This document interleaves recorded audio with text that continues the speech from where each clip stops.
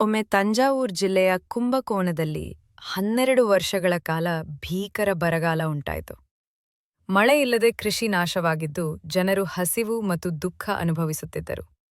ಈ ಸಂಕಷ್ಟಕ್ಕೆ ಪರಿಹಾರ ಹುಡುಕಲು ತಂಜಾವೂರಿನ ರಾಜ ಸೆವ್ವಪ್ಪ ನಾಯಕ್ ಮಹಾನ್ ಸಂತ ಶ್ರೀ ರಾಘವೇಂದ್ರ ಸ್ವಾಮಿಗಳನ್ನು ಶರಣಾದರು. ಮಳೆಗಾಗಿ ಯಜ್ಞಯಾಗಗಳನ್ನು ನೆರವೇರಿಸುವಂತೆ ಅವರು ವಿನಂತಿಸಿದರು. ಶ್ರೀ ರಾಘವೇಂದ್ರ ಸ್ವಾಮಿಗಳು ವಿಧಿವಿಧಾನಗಳೊಂದಿಗೆ ಯಜ್ಞವನ್ನು ನಡೆಸಿ ಭಗವಂತನಿಗೆ ಪ್ರಾರ್ಥಿಸಿದರು. ಯಜ್ಞ ಸಂಪೂರ್ಣವಾದ ತಕ್ಷಣವೇ ಆಕಾಶದಲ್ಲಿ ಮೋಡಗಳು ಕೂಡಿಕೊಂಡು ಮಳೆಯು ಸುರಿಯಿತು.